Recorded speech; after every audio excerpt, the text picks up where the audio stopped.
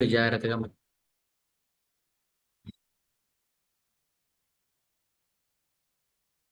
Next question మనం చూసినట్లయితే ప్రతి ఒక్కరు కూడా మన హెచ్ఆర్ ఇన్స్టిట్యూట్ యూట్యూబ్ ఛానల్ని సబ్స్క్రైబ్ చేసుకోండి. అదేవిధంగా వీడియోని మనకి లైక్ చేయండి. ప్రతి ఒక్కరు కూడా ఈ క్వశ్చన్స్కి ఆన్సర్ చేయండి. ప్రతి ఒక్కరు కూడా రైట్. నెక్స్ట్ క్వశ్చన్ కంటిన్యూగా మనం మాట్లాడుకుంటున్నాం. రైట్. తూర్పు కనుమల్లో అతి ఎత్తైన శిఖరము ఆంధ్రప్రదేశ్లో ఈ క్రింది ప్రాంతంలో ఉంది. చాలా చాలా important exam point of view.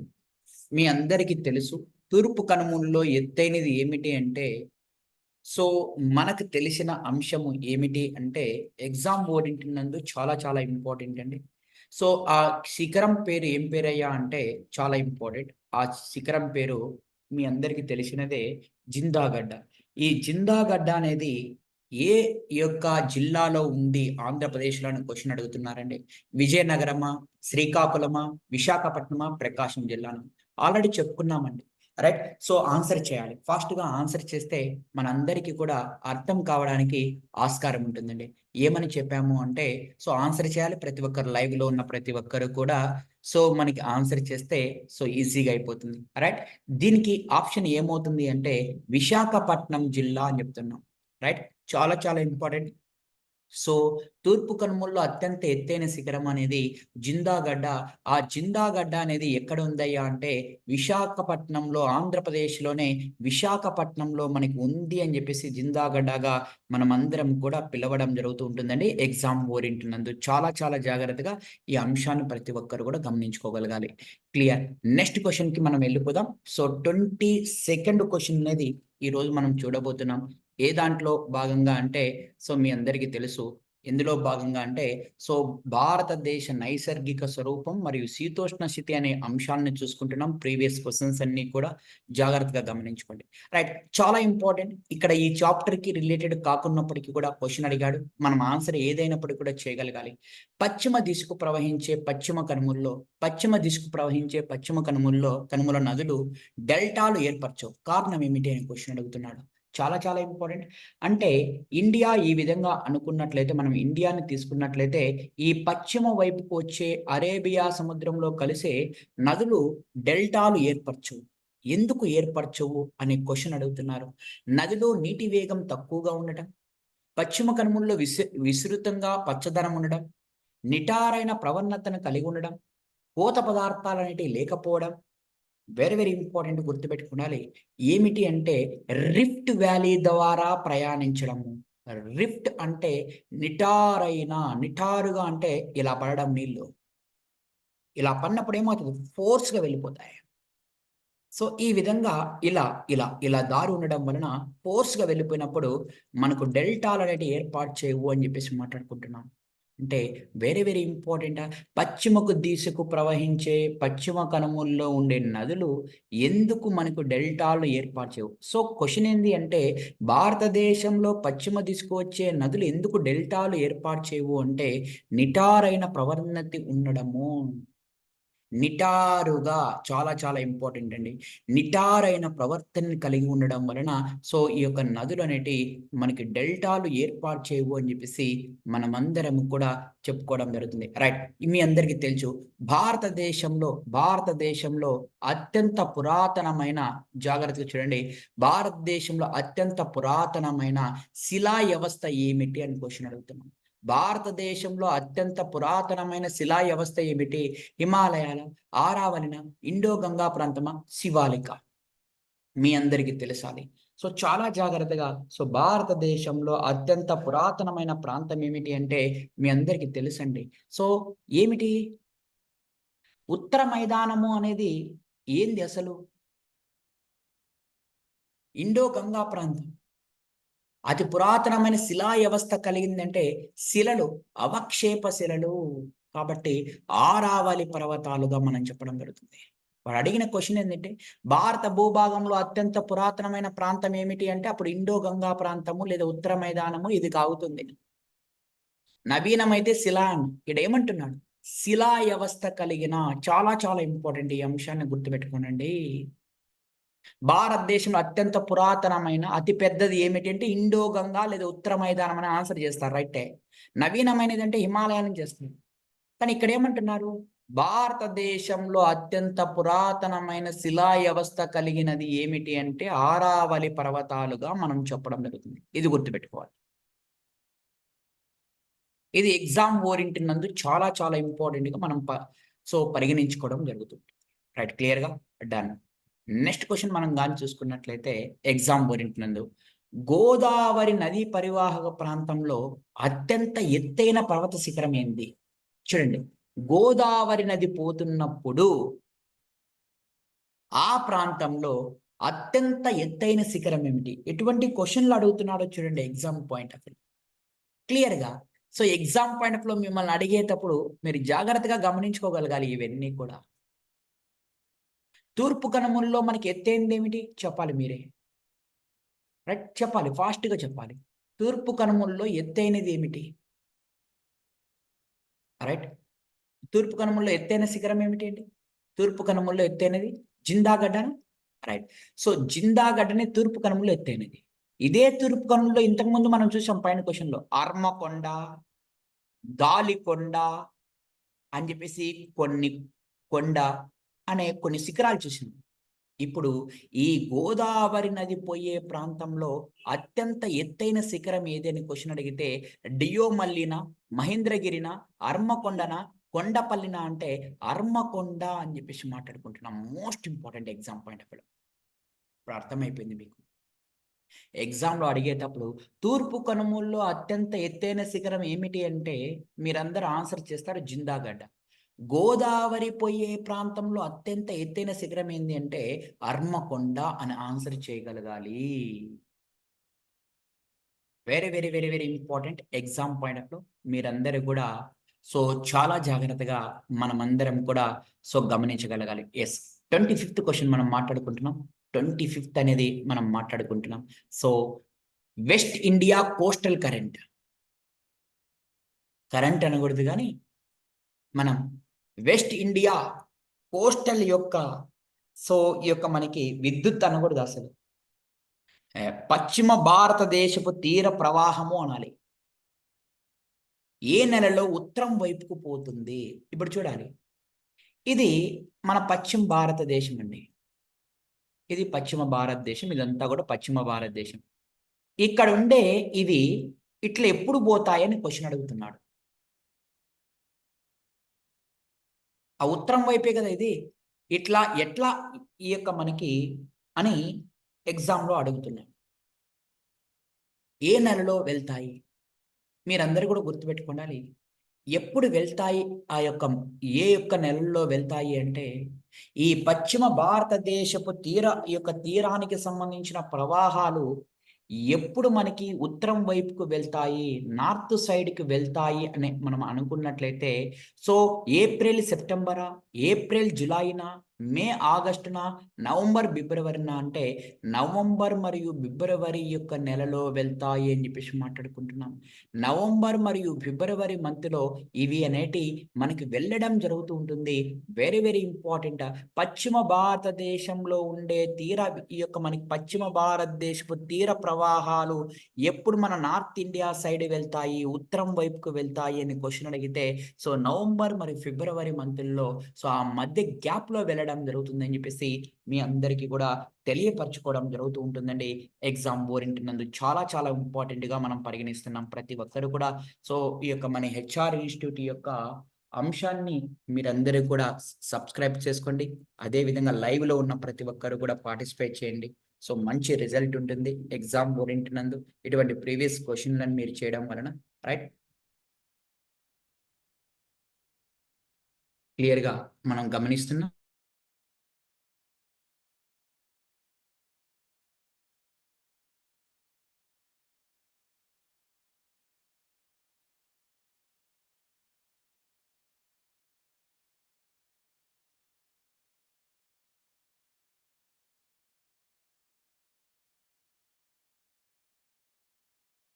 Right. Right. లైవ్‌లో ఉన్నవారు ఉన్నారండి?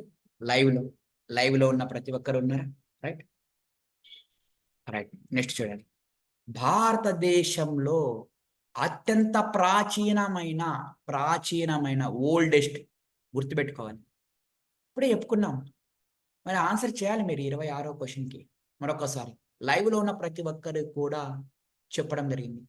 ప్రాచీనమైన శిలా వ్యవస్థ కలిగినదన్నా, ప్రాచీనమైన పర్వత శ్రేణి అన్నా ఏమొస్తుంది? ప్రాచీనమైనది, ఓల్డెస్టు మర్చిపోవద్దు దయచేసి.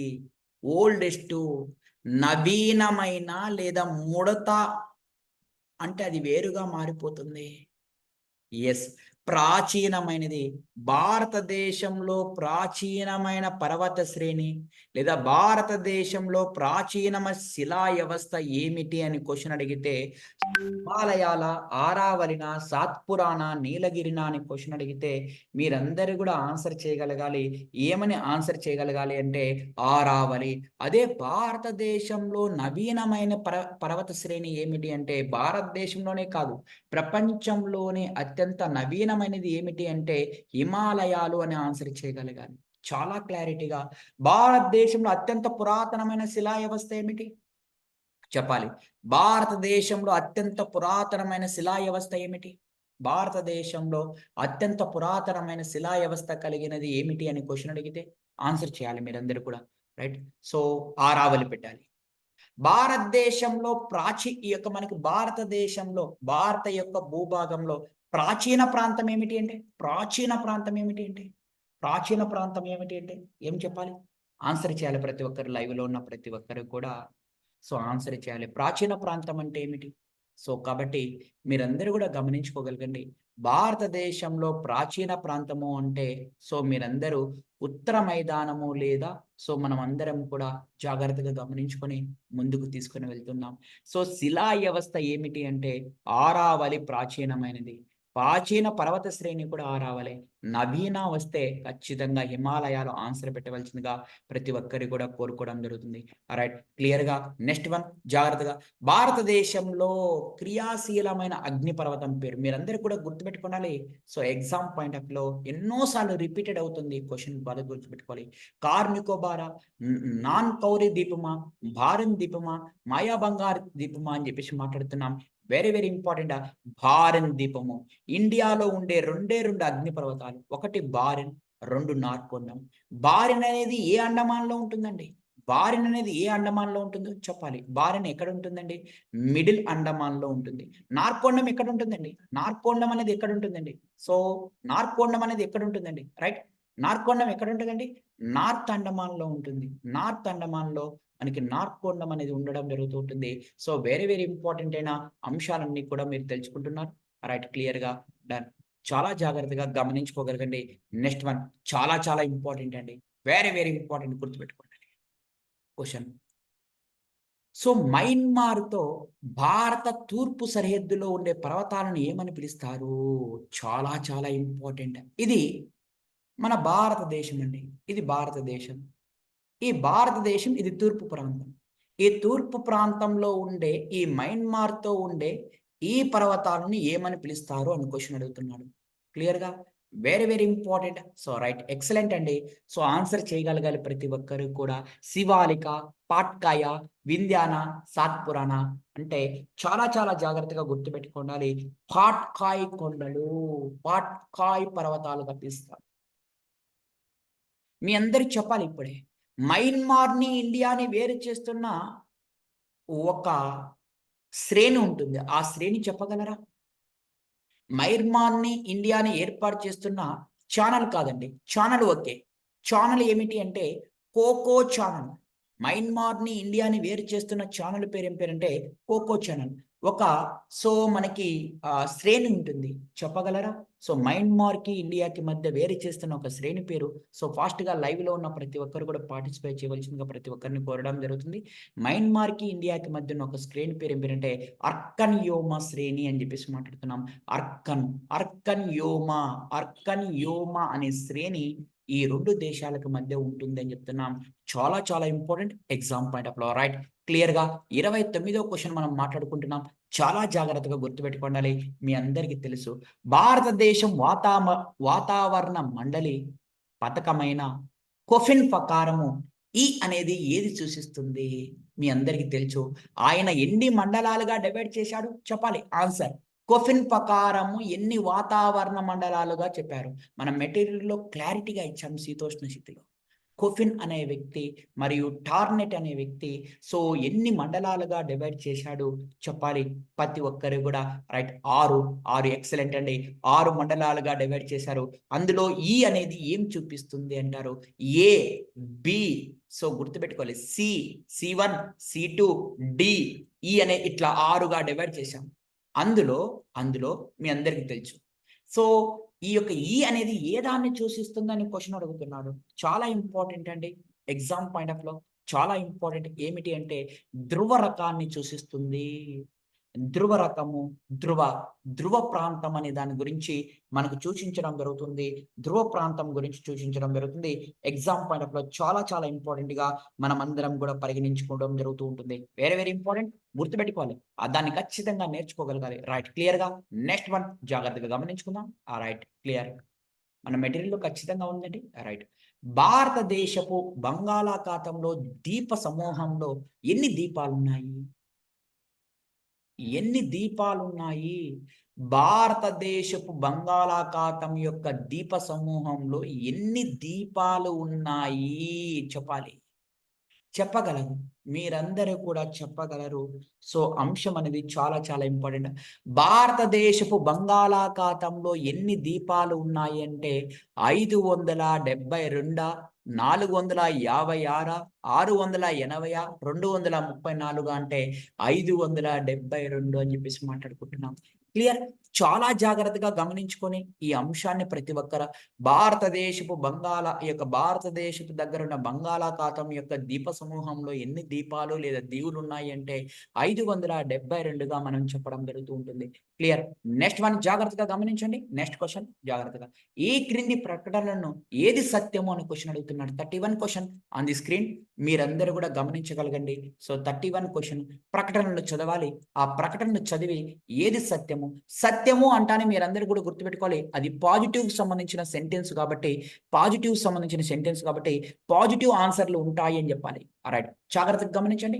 ఫస్ట్ టోర్నడోలు మరియు హరికేన్లు 2 సుడి తిరిగే తుఫాన్లు కావడం వలన భారీ విధ్వంసానికి కారణమవుతాయి.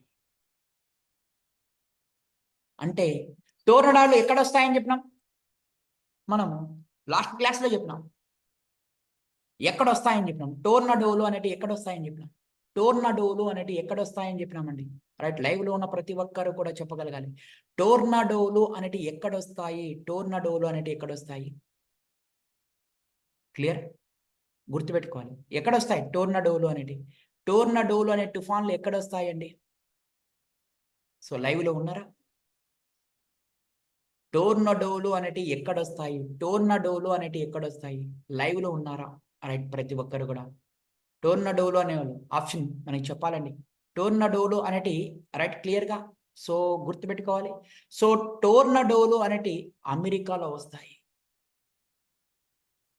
హరికేన్స్ ఎక్కడొస్తాయి? మార్నింగే డిస్కస్ చేసుకున్నాం. హరికేన్స్ ఎక్కడొస్తాయి? ఇప్పుడే చెప్పినాం. సో మార్నింగ్ డిస్కస్ చేసుకున్నాం.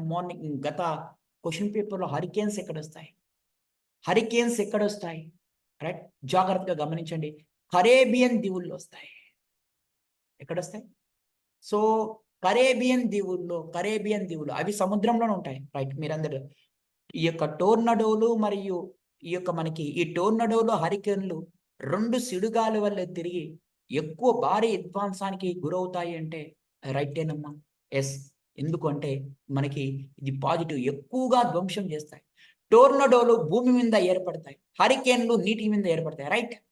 అమెరికాలో భూమిపైన ఏర్పడేటియే టోర్నడోలు. ఈ టోర్నడోలు భూమిపైన ఏర్పడి కార్లు, బస్సులు అవన్నీ ఎత్తుకొని పోతది. ఈ హరికేన్లు అనేటివి నీటిపైన ఏర్పడతాయి. రైట్. జాగ్రత్తగా గుర్తుపెట్టుకోవాలి. హరికేన్ల కంటే టోర్నడోలు ఎక్కువ విశాలమైన ప్రదేశం ఏర్పడతాయి. తప్పండి. సముద్రం అనేది ఎక్కువగా ఉంటుంది కాబట్టి హరికేన్లే ఎక్కువ విశాలమైన ప్రాంతంలో ఏర్పడతాయి. టోర్నడోలు ఏర్పడవు ఎక్కువ విశాలంగా. జస్ట్ అక్కడే తిరుగుతాయి. ఆ ప్రాంతంలోనే తిరుగుతాయి. హరికేన్‌లు సముద్రంలో కాబట్టి నీటిపైన ఏర్పడేది కాబట్టి, నీటిపైన ఏర్పడినప్పుడు అవే హరికేన్స్ అనేటివి ఎక్కువ విశాలమైన కారణం ఉంటాయి.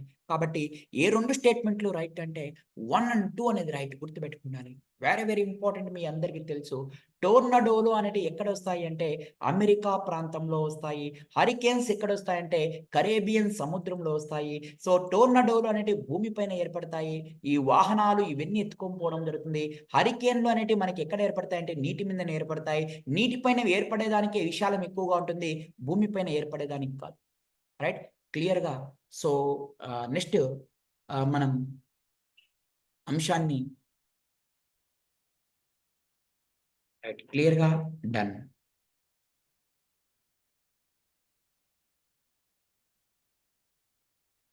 యెస్. చాలా చాలా ఇంపార్టెంట్ ఈ క్వెషన్.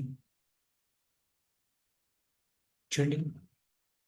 కోయబ్ అనే పర్వతం ఎక్కడ ఉంది? చూడండి. ఇటువంటి డిఫరెంట్ క్వెషన్‌లు అడిగినప్పుడు మనం ఆన్సర్ చేయలేకపోవచ్చు. యాక్చువల్‌గా షాండిల్ పీక్ ఎక్కడుంది? షాండిల్ పీక్, షాండిల్ పీక్ ఎక్కడుంది? ఆన్సర్ చేయాలి. షాండిల్ పీక్ ఎక్కడుంది? షాండిల్ పీక్, షాండిల్ పీక్ ఎక్కడుంది? షాండిల్, షాండిల్ పీక్ ఎక్కడుంది?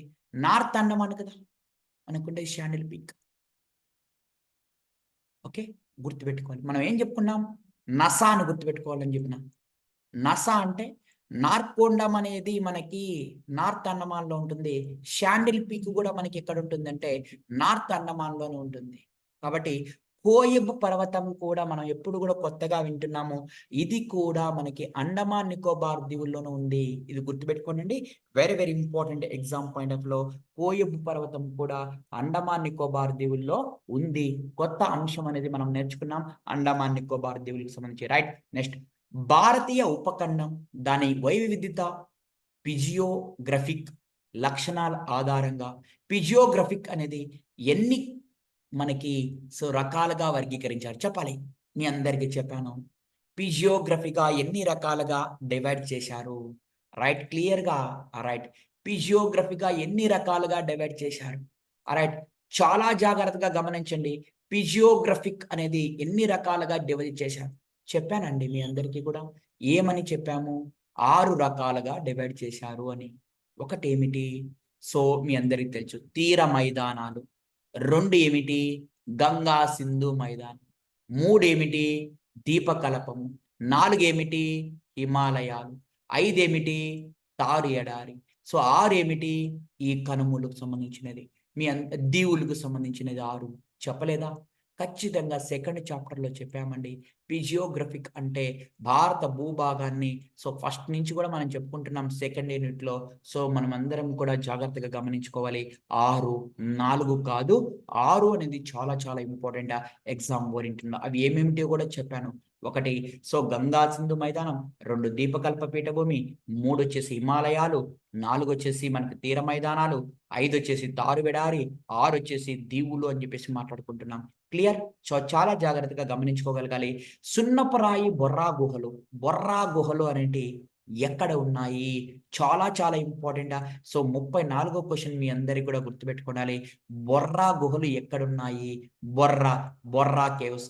బెలిన్ కేవ్స్ ఎక్కడున్నాయి? బెలూన్ కేవ్స్. బెలిన్ కేవ్స్ అనేటివి ఎక్కడ ఉన్నాయి అంటే జాగ్రత్తగా గుర్తుపెట్టుకోవాలి. బెలిన్ కేవ్స్ కర్నూల్‌లో ఉన్నాయి. కర్నూల్‌లోనే నల్లమల కొండల్లో ఉంటాయి అవి బెలిన్ కేవ్స్. బొర్రా కేవ్స్ ఎక్కడుంటాయి అంటే ఈ సున్నపు రాయితో ఏర్పడే ఈ బొర్రా కేవ్స్ ఎక్కడుంటాయంటే అనంతగిరి కొండల్లో ఉంటాయి అని చెప్పేసి మనమందరం కూడా ఆన్సర్ చేస్తున్నాం. మీ అందరికీ తెలుసండి. ఈ యొక్క మనకి ఇక్కడ చూడండి. ఇక్కడ ఈ ఇప్పుడున్నాయి గదా! ఈ కేవ్స్ ఏర్పడతాయి గదా! ఈ యొక్క మనకి సో, ఈ బొర్రా కేవ్స్ ఎక్కడున్నాయంటే అనంతగిరి కొండలు. ఇప్పుడు నేను చెప్పేదేందంటే, ఇక్కడ సున్నపురాయితో ఈ సున్నపురాయిలు పైనుంటే ఏమంటారు? ఇట్లున్నాయనుకో, ఈ గుహ పైనున్నాయనుకో వాటినేమంటారు? గుహ కింద పుట్టశిల మాదిరి ఉంటాయనుకోండి వాటినేమంటారు? చెప్పాలి. రైట్. చాలా ఇంపార్టెంట్. చెప్పగలగాలి. సో, గుహ యొక్క పై భాగంలో సున్నపురాయి కలిగుంటే దాన్ని ఏమంటారు? రైట్. చాలా ఇంపార్టెంట్ ఎగ్జామ్ పాయింట్ ఆఫ్‌లో. ష్ గుర్తుపెట్టుకోవాలి. స్టాలక్టైట్ అంటారు. టైట్, స్టాలక్ టైట్ అంటారు. టైట్ అంటారు. కిందుంటే దాన్ని ఏమంటారంటే మైట్ అంటారు. మీకు చిన్న కోడ్ చెప్పాను. ఏమని అంటే సున్నపు రాయితో మనం రాసుకుంటాము తెలుగు మీడియము అని. తెలుగు మీడియము. పైన ఉంటే టైట్ అంటారు. కింద ఉంటే మైట్ అంటారు. చాలా చాలా ఇంపార్టెంట్ ఎగ్జామ్ పాయింట్ ఆఫ్ వ్యూలో. క్లారిటీగా మీరందరూ గూడా గమనించుకొని ముందుకు తీసుకొని వెళ్ళాలి. రైట్. సో, చాలా చాలా ఇంపార్టెంట్. నెక్స్ట్ క్వెషన్ జాగ్రత్తగా గమనించండి. ఏమిటి అనేది గమనించు. సో, రైట్ క్లియర్‌గా డన్. సో, ఈ క్రింది ఏ కొండల్లో పశ్చిమ, తూర్పు కనుమలు కలుస్తాయి? Very very important. పశ్చిమ కనుమలు మరియు తూర్పు కనుమలు ఎక్కడ కలుస్తాయి? అనాయమలై కొండల్లోనా? కార్డామ్ కొండల్లోనా? నీలగిరి కొండల్లోనా? శివరాయి కొండల్లోనా? ఆన్సర్ చేయగలగాలి. ఫాస్ట్‌గా ఆన్సర్ చేయగలగాలి. మీరందరూ కూడా ఫాస్ట్‌గా ఆన్సర్ చేయగలగాలి. ప్రతి ఒక్కరు కూడా చేయగలరు. సో, ఈ యొక్క తూర్పు కనుమలు, పశ్చిమ కనుమలు ఎక్కడ కలుస్తాయి అంటే సో, రైట్. సో, జాగ్రత్తగా ఎక్కడ కలుస్తాయండి? తూర్పు కనుమలు, పశ్చిమ కనుమలు ఎక్కడ కలుస్తాయండి? సో, గుర్తుపెట్టుకోవాలి. చాలా ఇంపార్టెంట్ అనమాట. ఎక్కడ కలుస్తాయి అంటే సో, తూర్పు కనుమలు మరియు పశ్చిమ కనుమలు ఎక్కడ కలుస్తాయి అంటే ఈ తూర్పు కనుమలు, పశ్చిమ కనుమలు ఈ నీలగిరి కొండల దగ్గర కలుస్తాయి. ఆ నీలగిరి కొండల్లోనే గూడవల్లి అనే ప్రాంతం దగ్గర కలుస్తాయి. రైట్. చాలా జాగ్రత్తగా. రైట్. చాలా జాగ్రత్తగా మీరందరూ కూడా గమనించుకోగలగండి. రైట్. నెక్స్ట్ క్వెషన్ 36 క్వెషన్ మనం మాట్లాడుకుంటున్నాం. రైట్. నెక్స్ట్ క్లాస్‌లో మిగతా అంశాలని మనం బోధిస్తామండి. 35 క్వెషన్స్ వరకి